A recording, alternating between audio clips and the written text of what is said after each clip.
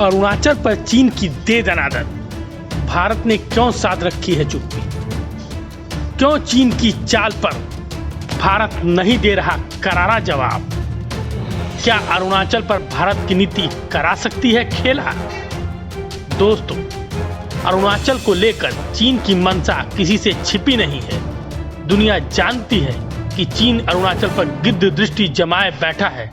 वो किसी भी कीमत पर अरुणाचल को चीन की सीमा में मिलाना चाहता है।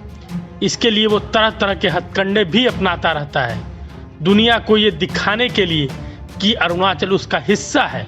वो पागलों की तरह उसके जिलों के नाम बदलता रहता है, ये जानते हुए भी कि इससे कुछ नहीं होने वाला है। वो ऐसी हरकतें गाए बगाए करता रहता है। दोस्तों, लेकिन यहाँ सवाल उठता है कि जब चीन ऐसी हरकतें करता है तो आखिर भारत ने क्यों चुप्पी साध रखी है? क्यों हिंदुस्तान जैसे को तैसा का जवाब नहीं दे रहा है? आखिर हिंदुस्तान की ऐसी क्या मजबूरी है जो वो चीन की हरकतों पर पलटवार नहीं कर रहा है? दोस्तों, आज की हमारी इस रिपोर्ट में हम इस मुद्दे का विश्लेषण करेंगे। इस रिपोर्ट में मैं आपको बहुत सारे ऐसे तथ्य बताऊंगा जिसके बारे में शायद आप नहीं जानते होंगे। दोस्तों, ये तथ्य आपको हैरान और परेशान भी कर सकते हैं, तो बिना रुके इस वीडियो को अंत तक जरूर देखिए, जिससे आपको आपके हर सवाल के जवाब मिल सके। अरुणाचल पर भारत कब तोड़ेगा ड्रैगन का मुंह? चीन की नई चाल किस ओर कर रही इशारा? दोस्तों, एक बार फिर अरुणाचल को लेकर चीन ने अपना दोगला चरित्र दिखा दिया है। भारत समेत दुनिया को ये बता दिया है कि अरुणाचल को लेकर उसकी नीति में कोई बदलाव नहीं आया है। वो केवल सीमा पर शांति की बात करता है, लेकिन असल में उसका मकसद कुछ और है। मन ही मन वो कोई गहरी साजिश रच रहा है। दोस्तों, अब आप सोच रहे होंगे कि आखिर मैं ऐसा क्यों कह रहा हूँ। दरअसल एक बार फिर अरुणाचल प्रदेश में 11 जगहों के नाम चीन ने बदल दिए हैं। ऐसा करके उसने साबित कर दिया है कि भारत के लिए वो कल भी जहरीला नाग था और आज भी जहरीला नाग है। दोस्तों, ये कोई पहला मौका नहीं है जब चीन ने इस तरह की हरकत को अंजाम दिया है।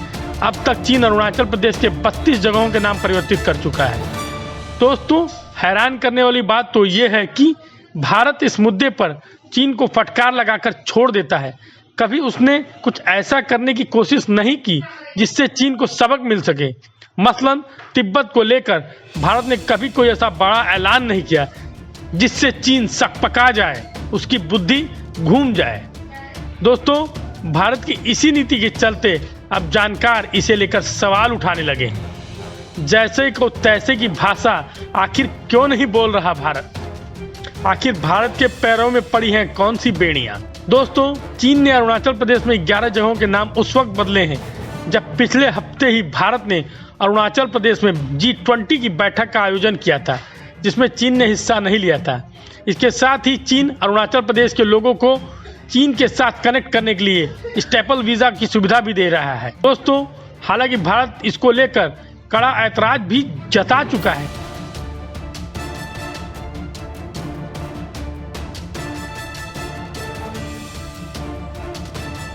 लेकिन इसके बाद भी चीन के नजरिए में कोई बदलाव नहीं आया है।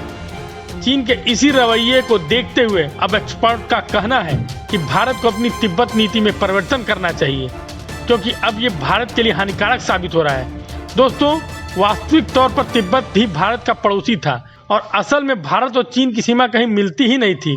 लेकिन साल 1914 में पहली बार अंग्रेजों के शासनकाल में कुछ तिब्बती प्रतिनिधियों ने चीनियों के साथ मिलकर ब्रिटिश भारत के साथ शिमला समझौते पर हस्ताक्षर किए और सीमाओं का निर्धारण किया। दोस्तों, बता दूं कि उस वक्त तक तिब्बत पर चीन का कब्जा नहीं था, लेकिन 1950 में तिब्बत पर चीन के पूर्ण अधिकार के बाद चीन ने दोनों देशों को विभाजित करने वाले सम्मेलन और मैकमोहन रेखा को खारिज कर दिया। इसके बाद तत्कालीन नेहरू सरकार के दौरान साल 1954 में भारत ने तिब्बत को चीन के तिब्बत के क्षेत्र के रूप में मान्यता देने के लिए चीन के साथ एक समझौते पर हस्ताक्षर कर दिए।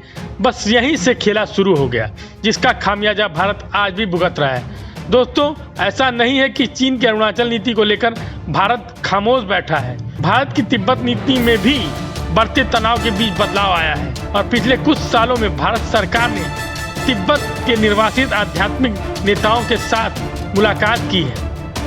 लेकिन दोस्तों, भारत की तिब्बत नीति में ये बदलाव केवल दिखावे मात्र है और असल में भारत ने चीन के बदलते हुए रुख को देखते हुए अभी तक कुछ ऐसा नहीं किया है जिसे करारा जवाब या कहें करारा वार कहा जा सके।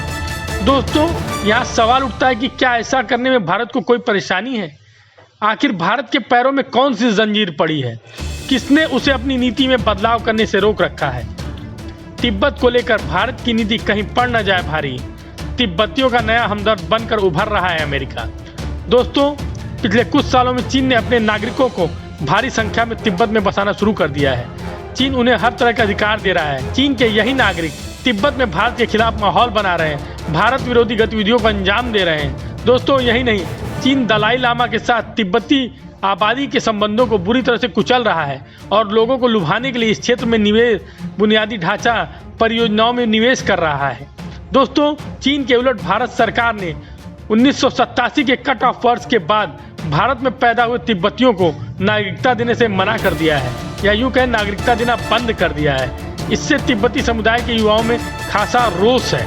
दोस्तों, मौके की नजाकत को भांपते हुए पिछले कुछ सालों से अमेरिका ने भी तिब्बत शरणार्थियों को स्वीकार करना शुरू कर दिया है, जिससे तिब्बत में अमेरिका खुद को एक नए खिलाड़ी के रूप में स्थापित कर रहा है। दोस्तों, अमेरिका की ये भूमिका कहीं न कहीं भारत और तिब्बत के संबंधों पर खासा असर डाल सकती है। दोस्तों, कुछ जानकारों का कहना है कि तिब्बत को लेकर भारत को एक नई नीति बनानी चाहिए, ऐसी नीति जिससे चीन को घेरा जा सके और उसे उसके ही बनाए जाल में फंसाया जा सके। और अगर भारत ऐसा नहीं करता है तो हो सकता है कि आने वाले समय में चीन भारत के लिए कुछ नया संकट पैदा कर दे।